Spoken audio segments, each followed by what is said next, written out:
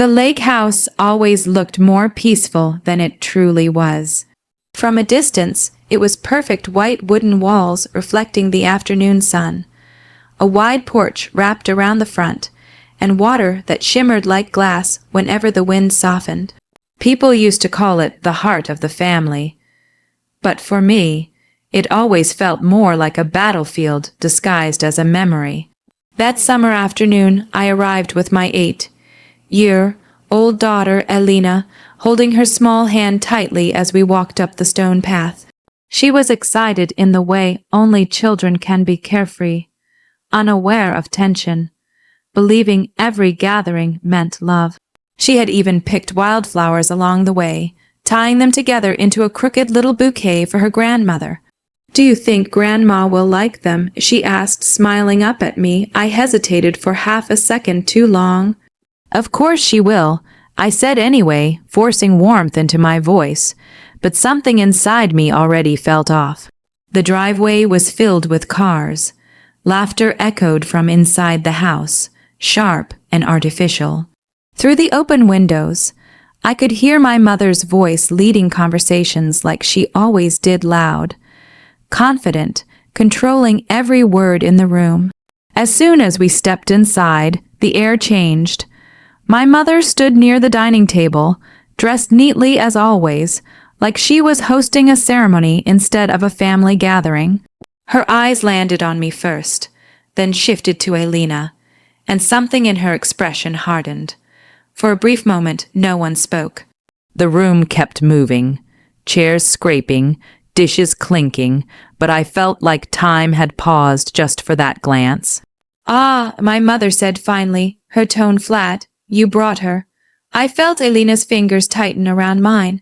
"Yes," I replied carefully. "She's your granddaughter." A few people nearby shifted uncomfortably. Someone coughed.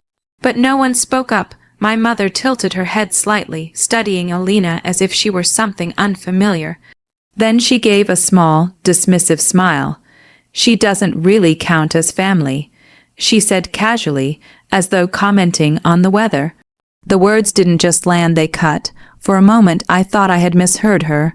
Surely no grandmother would say that about an 8-year-old child standing right in front of her. But when I looked at her face again, there was no hesitation, no regret, only certainty. Elena looked up at me, confused. "Mom," my throat tightened. I forced myself to kneel beside her. "Go sit on the porch for a bit, sweetheart. I'll come get you in a minute." She hesitated. "Did I do something wrong?" "No," I said quickly, too quickly. "No, baby, you did nothing wrong." She walked away slowly, clutching her flowers, her small shoulders shrinking with each step. I watched her sit on the porch swing, carefully placing the bouquet beside her like it might break.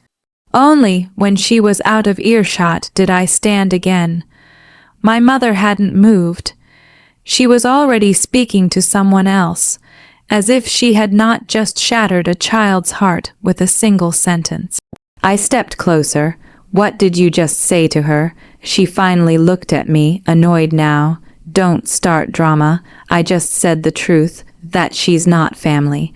My voice shook despite my effort to control it. "She isn't," she replied simply, "and you know exactly why people think that way."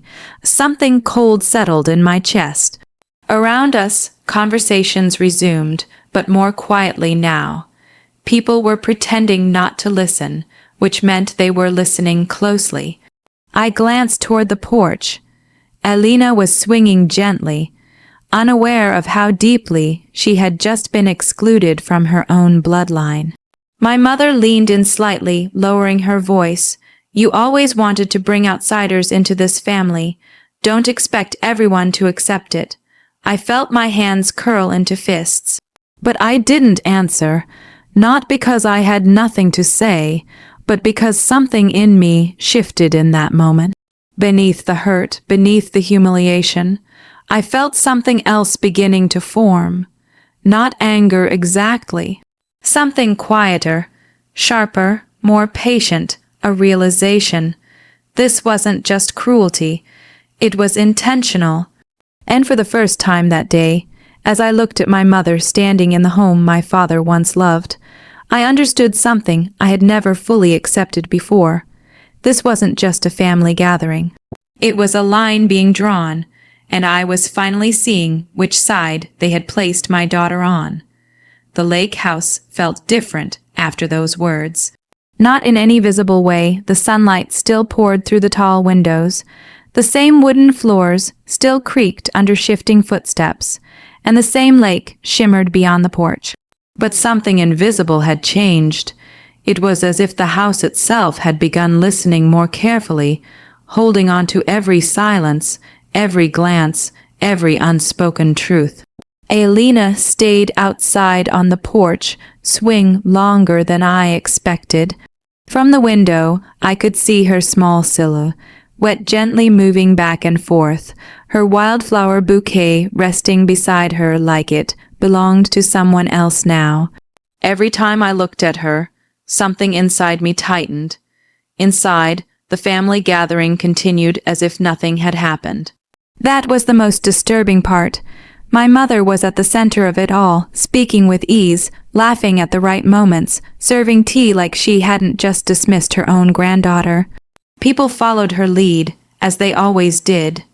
She had a way of controlling rooms without raising her voice. Just a glance, just a tone, just enough authority that no one dared to challenge her. I moved through the house quietly, pretending to help with arrangements, pretending I wasn't breaking inside. But I noticed everything. The way my cousins avoided eye contact with me. The way my aunt hesitated before speaking to Alina's name. The way someone quickly changed the subject when my daughter was mentioned at all. It wasn't just my mother. It was agreement. Silent, unspoken agreement. At one point, I walked into the kitchen and found two relatives whispering near the counter. They stopped immediately when they saw me. I just don't understand why she keeps bringing that child around. One of them muttered under her breath before walking away. That child, not by name, not even as a person, just that child. My hands trembled slightly as I gripped the edge of the counter. I told myself not to react, not yet, because something deeper was bothering me. This wasn't random cruelty. It was coordinated, familiar, like a pattern that had been repeating long before today, and at the center of it all was the lake house. This house had belonged to my father. He used to sit on the porch in the evenings, watching the water turn gold as the sun set. He would lift Alina onto his lap, tell her stories about the trees, the wind, the old boats that once crossed the lake. She was the only child he ever truly smiled at without restraint. I remembered that clearly, but I also remembered how my mother would stand at the doorway watching those moments, her expression unreadable. She never liked when my father showed softness, especially toward Alina. "You spoil her," she used to say. My father would simply smile and reply, "She's family. That's what we do." Now he was gone, and my mother ruled this house like she had always been waiting for it. I walked back toward the living room and saw her speaking with one of the older relatives near the fireplace. Her voice was lower now, more serious. "The property is still not fully settled," she said, "but I'm handling it." That caught my attention. "Handling it?" the relative asked. My mother nodded. "Everything will remain where it belongs." Something in the way she said it made my stomach tighten. Everything will remain where it belongs. I knew that tone. It wasn't just about property. It was about control. Later, I stepped outside to check on Alina. She was still swinging slowly, but now she wasn't smiling. The flowers were slightly crushed in her lap. "Hey," I said softly, sitting beside her on the porch steps. She looked at me. Am I really not family? The question hit harder than anything else that day. I swallowed. "You are my family," I said carefully, "and that's what matters." But Grandma said, "I know what she said." I interrupted gently. "And she was wrong." Alina nodded slowly. but I could see she didn't fully believe me. Children understand tone more than words. And she had heard everything. Inside the house, laughter erupted again, too loud, too forced. I turned my head slightly, looking through the window at my mother. She was smiling, completely at ease, as if she hadn't planted a wound that would take years to understand. But then something else caught my attention. A man I didn't recognize stood near her, speaking quietly, holding a leather folder. He didn't look like family. He looked official, serious, careful. Their conversation stopped when I got closer to the window. My mother noticed me watching. For just a second, her eyes met mine, and instead of warmth or guilt, there was something else there. Warning, I felt it immediately. There was something she wasn't telling me, something tied to this house, to my father, to what he left behind, and in that moment, as the lake shimmered outside and my daughter sat broken on the porch, I realized the truth was no longer hidden behind silence. It was waiting, and it was going to change everything. I didn't sleep that night. The lake outside the house had gone still, reflecting the moon like a perfect sheet of glass. But inside me, nothing was still. Every time I closed my eyes, I saw Elina's face when my mother said those words. She doesn't really count as family, not as an insult, not in anger, but as if it were a fact that had always existed. That was what hurt the most. Morning arrived too quickly. The house was already awake when I came downstairs. Voices echoed through the halls again, as if yesterday had been washed away overnight. My mother was in the dining room, calm and composed, sipping tea like nothing had happened. Elina was still asleep upstairs. I had checked on her twice already. She had cried quietly in her sleep at some point during the night. That image stayed with me more than anything else. And then I saw him again, the man with the leather folder. He was standing near the entrance hall, speaking softly with my mother. This time I didn't hesitate. I walked straight toward them. My mother said, "You're handling the property." I said before either of them could react, "What does that mean exactly?" My mother didn't even look surprised. She just placed her cup down carefully. "It means what it sounds like," she said. "Family matters are being settled." The man shifted slightly, uncomfortable. He was trying to stay neutral, but something about him felt official. Too structured, too careful to be just a visitor. "I think we should speak privately," I said firmly. My mother sighed, as if I were a child interrupting an adult conversation. "You always make things bigger than they are." But the man cleared his throat. "Actually," he said slowly, "I was instructed to meet with all relevant heirs." That word heirs cut through the room. My mother's expression tightened almost instantly. "Not now," she said sharply, but I stepped forward. "No, now." A silence followed. The man looked between us, then finally opened the leather folder.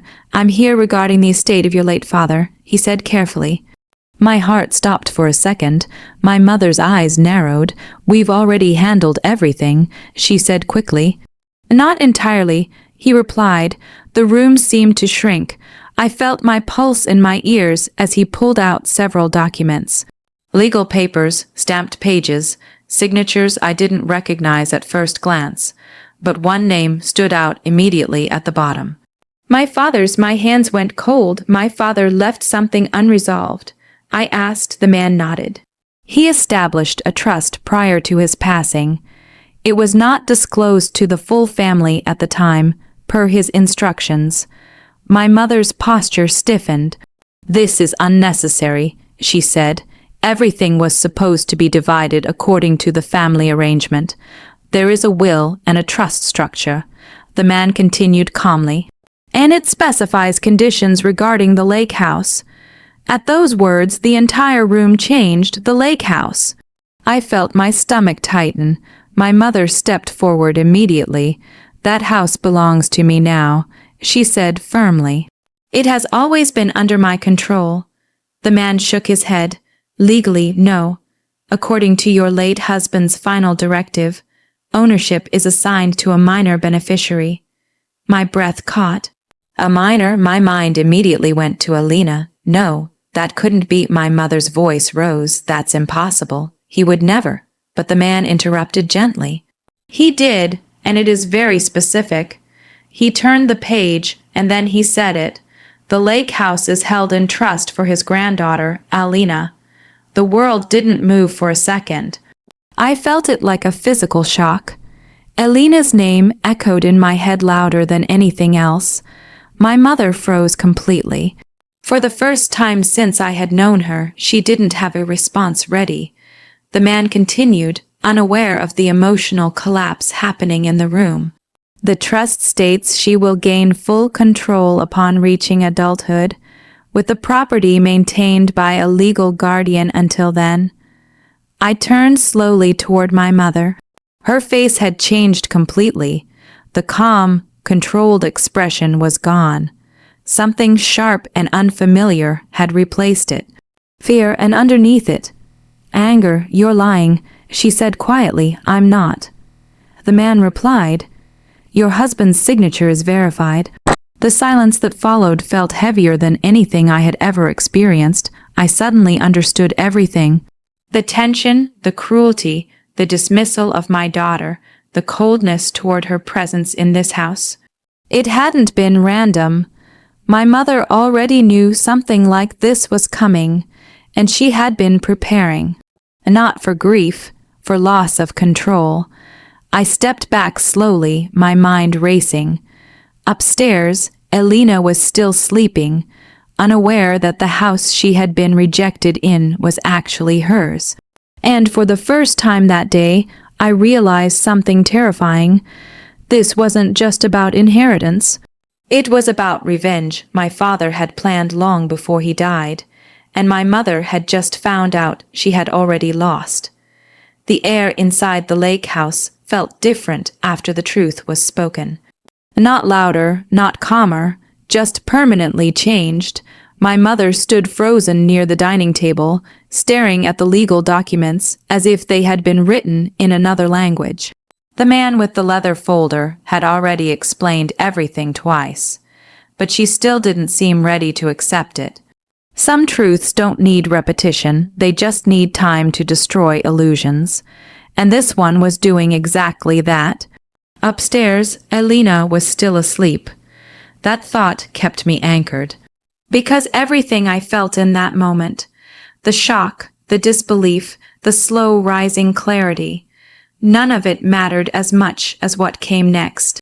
I needed her to wake up in a different world than the one she fell asleep in.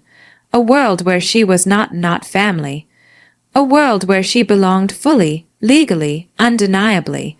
My mother finally spoke, her voice low and tight. This is manipulation. She said he was influenced. My husband would never bypass me. The lawyer remained calm. The documents are legally binding. The trust is active. There is no bypass, only instruction. That word hit harder than the rest. Instruction, as if my father had known exactly how everything would unfold without him. My mother turned slowly toward me, her eyes sharp again, but something behind them was breaking apart. Did you know about this? She asked. I shook my head once. No. It was the truth, but it didn't matter anymore. Because now I understood why she had treated Alina the way she did, why every smile toward her had been forced, why every moment of affection had been absent. It wasn't ignorance. It was fear dressed as cruelty. She had sensed something she could not control, and she had tried to erase it emotionally before it became real legally. A slow, quiet form of resistance, but my father had already written the ending. The lawyer closed the folder gently. There will be a formal reading of the trust conditions tomorrow. Until then, the property remains under legal protection. My mother gave a short, bitter laugh. Protection from who? From me. No one answered, because the answer was already obvious.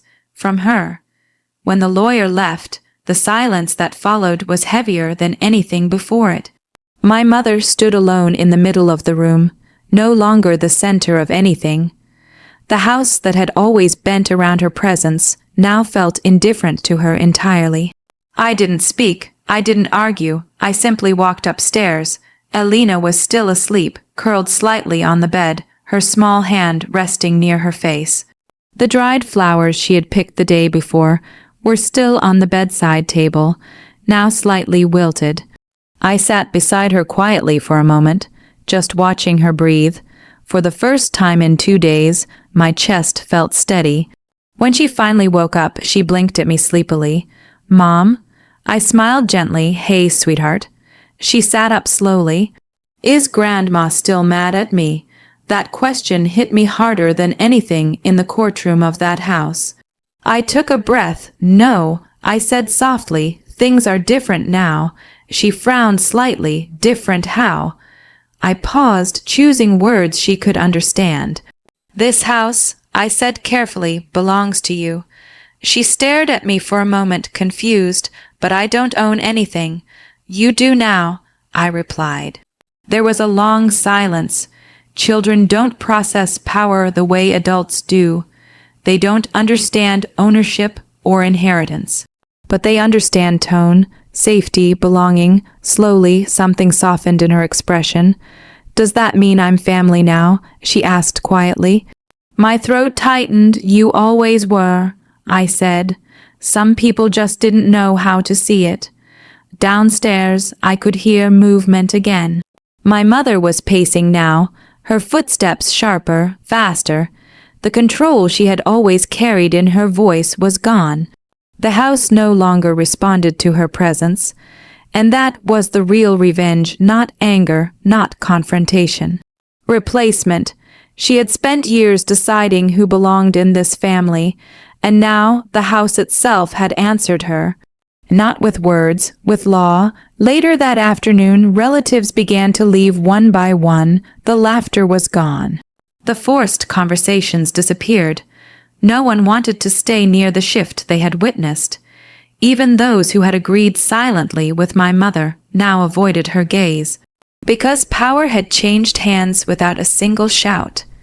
As the last car drove away, I stood on the porch with Elena beside me. The lake stretched out in front of us, calm and endless. "This is ours?" she asked again, still unsure. I nodded. She looked at the water for a long time, then finally smiled faintly. "I like it," she said. Behind us, the lake house stood silent, and for the first time in years, it didn't belong to fear. It belonged to her.